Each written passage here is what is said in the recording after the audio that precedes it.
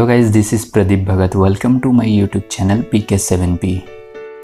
नमस्कार। आज के इस वीडियो के माध्यम से हम लोग बात करने वाले हैं एनसीईआरटी हिंदी क्लास 10 का चैप्टर 15 स्त्री शिक्षा के विरोधी कुर्तकों का खंडन, जिनके लेखिका है महावीर प्रसाद द्विवेदी जी। आज के इस वीडियो के माध्यम से हम लोग इस चैप्टर का क्वेश्चन आंसर जानेंगे। अगर आप लोग इस चैप्टर का समरी यानी सारांश वाला वीडियो नहीं देखे तो उसका लिंक नीचे डिस्क्रिप्शन में दिया हुआ है। यदि आप लोग क्लास 10 का सभी चैप्टर्स का वीडियो लाइन वाइज देखना चाहते हैं तो उसका भी लिंक नीचे डिस्क्रिप्शन में दिया हुआ है, जाकर जरूर देख ले। और हाँ गाइस, आगे बढ़ने से पहले जरा इस वीडियो को लाइक कीजिए, चैनल को सब्सक्राइब कीजिए और नोटिफिकेशन बेल को ऑन कर लीजिए ताकि आगे आने वाली वीडियोस का भी लुत्फ उठाते रहें।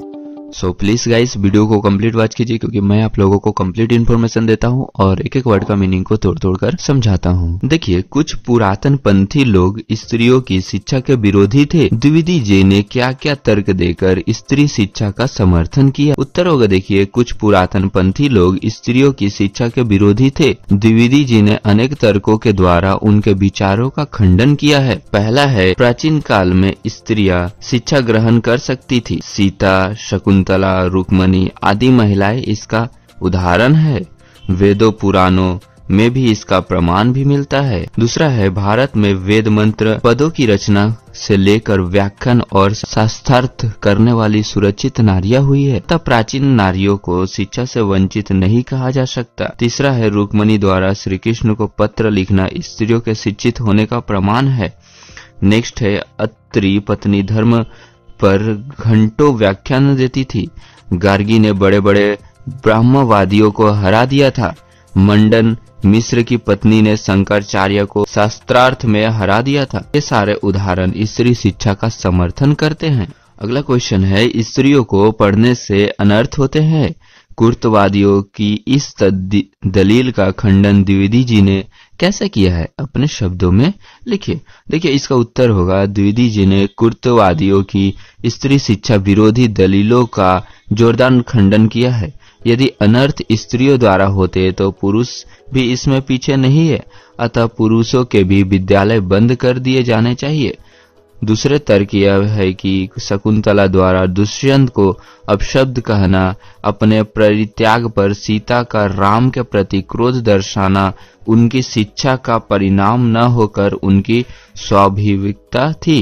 तीसरा व्यंग्यपूर्ण तर्क है, स्त्रियों के लिए पढ़ना कालकूट और पुरुषों के लिए पीयूष का घूंट। ऐसी दलीलों और दृष्टांतों के आधार पर कुछ लोग स्त्रियों को अनपढ़ रखकर भारतवर्ष का गौरव बढ़ाना चाहते हैं, जो अनुचित है। अगला क्वेश्चन है, द्विवेदी जी ने स्त्री शिक्षा विरोधी कुर्तकों का खंडन करने के लिए व्यंग का सहारा लिया है। जैसे यह सब पापी पढ़ने का अपराध है, न वे पढ़ती न वे पूजनीय पुरुषों का मुकाबला करती। आप ऐसे अन्य अंशों को निबंध में से छांट कर समझिए और लिखिए। देखिए, इसका उत्तर होगा, स्त्री शिक्षा से संबंधित कुछ व्यंग जो द्विवेदी जी के द्वारा इस प्रकार दिए गए हैं। पहला है, स्त्रियों के लिए पढ़ना कालकूट और पुरुषों के लिए पीयूष का घूंट। ऐसी दलीलों और दृष्टांतों के आधार पर कुछ लोग स्त्रियों को अपढ़ रखकर भारतवर्ष का गौरव बढ़ाना चाहते हैं। दूसरा है, स्त्रियों का दिया हुआ अनर्थ यदि पढ़ाने का ही परिणाम है तो पुरुषों का किया हुआ अनर्थ भी उनकी विद्या और शिक्षा का ही परिणाम समझा जाना चाहिए। तीसरा है, शकुंतला का यह कथन कि आर्यपुत्र शाबस बड़ा अच्छा काम किया जो मेरे साथ गंधर्व विवाह करके मुकर गए। नीति, न्याय, सदाचार और धर्म की आप प्रत्यक्ष मूर्ति है। अगला पॉइंट है, अत्रि की पत्नी धर्म पर व्याख्यान देते समय घंटों पांडित्य प्रकट करे। गार्गी बड़े बड़े ब्रह्मवादियों को हरा दे। मंडन मिश्र की सहधर्मचारिणी शंकराचार्य के छक्के छुड़ा दे। गजब, इससे अधिक भयंकर बात और क्या हो सकती है?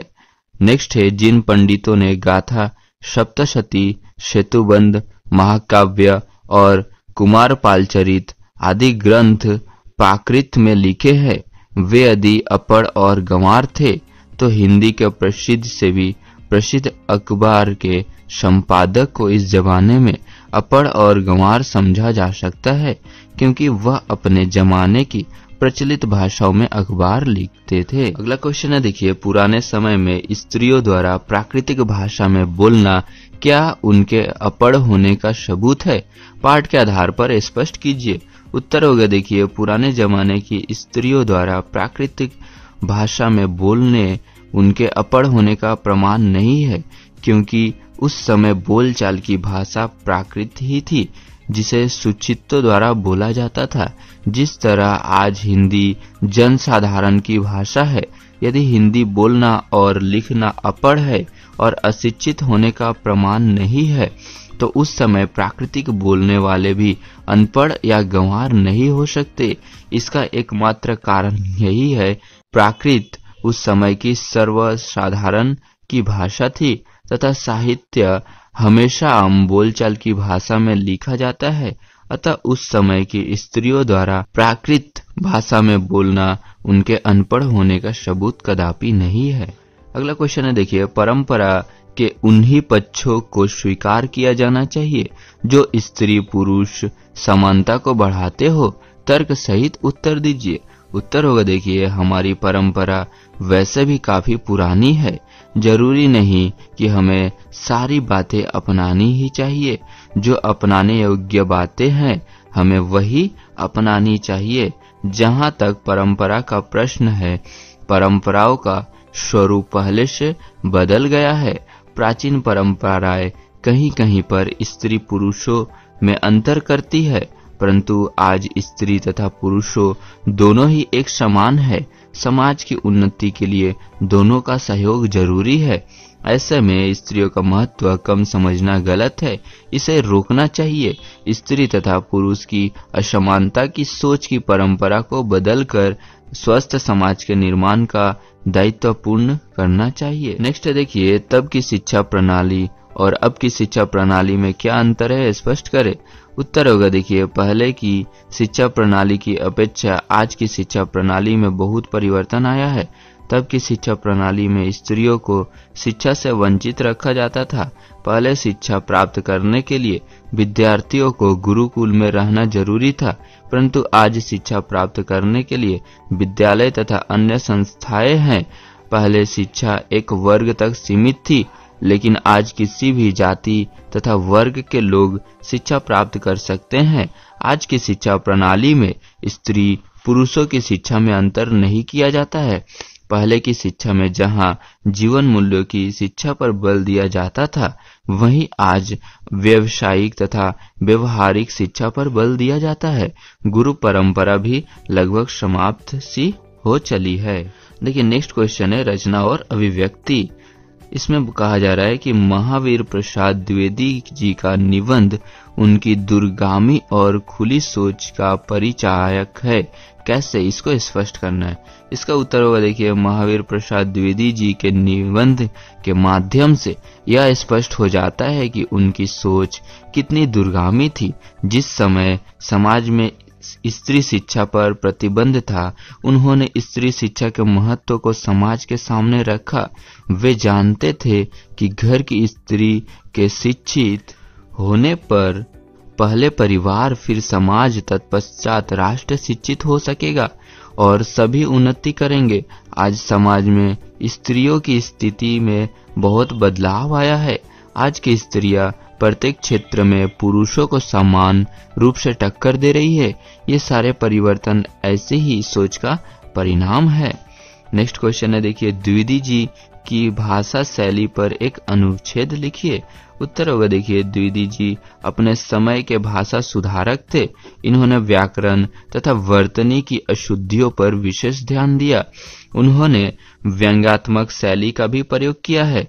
उन्होंने अपने निबंध में संस्कृत निष्ठ तत्सम शब्दों के साथ साथ देशज, तद्भव, उर्दू और अंग्रेजी शब्दों का भी प्रयोग किया है। भाषा अध्ययन देखिए, यहाँ पर निम्नलिखित अनेकार्थी शब्दों को ऐसे वाक्यों में प्रयुक्त कीजिए जिनमें उनके एकाधिक अर्थ स्पष्ट हो। चाल, दल, पत्र, हरा, पर, फल, कुल आदि। देखिए, उत्तर में चाल से एक वाक्य बनाना है हम लोगों को। यदि दुनिया की चाल बदलना चाहते हो तो पहले लोगों की चालों से बचो। का चरित्र क्या है? यदि यहाँ पे बोला जा रहा है कि दुनिया का अगर तुम चरित्र बदलना चाहते हो तो उसको चालों को बदलो, यानी उसका चालों का इससे यहाँ पर संबंध में आ रहा है कि उसका अभ्यासों को बदलो, उसका हैबिट को बदलो। उसका बाद है दल। देखिए इससे वाक्य बनाना, इस बार लोकसभा चुनाव में मोदी जी के दल ने सभी राजनैतिक दलों के इरादे दल दिए। दल दिए मतलब बदल दिए, और यहाँ पर दल का मतलब हो रहा है एक ग्रुप या पार्टी। अब देखिए पत्र, आज के समाचार पत्र में नेहरू जी द्वारा इंदिरा जी को पत्र छपा है, यानी यहाँ भी दोनों पत्र का सेम मीनिंग है। हरा, अब देखिए हरा से वाक्य बनाएंगे, भारत के खिलाड़ियों ने इंग्लैंड के हरे मैदानों में हर प्रतिद्वंदी टीम को हरा दिया। नेक्स्ट है देखिए पर, उस डाल पर बैठे पक्षी के पर कितने सुंदर है। यहाँ पर का मतलब हो रहा है उसके ऊपर, और इस पर का अर्थ हो रहा है उसके पंख। अब देखिए फल, सावधान, अधिक फल खाने का फल भी अच्छा नहीं होगा। इस फल का मतलब हो रहा है परिणाम, और इस फल का मतलब हो रहा है फल यानी फ्रूट। अब देखिए कुल, हमारे कुल के छात्रों के कुल अंक 75% रहे। यहाँ पर कुल का अर्थ हो रहा है वंश, और यहाँ पर कुल का अर्थ हो रहा है टोटल यानी संपूर्ण। वीडियो को अंत तक देखने के लिए आप सबका बहुत बहुत धन्यवाद। कैसी लगी हमारी यह वीडियो हमें कमेंट करके जरूर बताएं। अगर आप लोगों को यह चैप्टर से रिलेटेड कोई भी क्वेश्चन है, कोई भी डाउट्स है, तो आप हमें नीचे कमेंट करके पूछ सकते हैं। मैं आप लोगों का कमेंट का 100% रिप्लाई देता हूं। यदि आप लोग इस चैप्टर का समरी यानी सारांश वाला वीडियो नहीं देखे तो उसका लिंक नीचे डिस्क्रिप्शन में दिया हुआ है।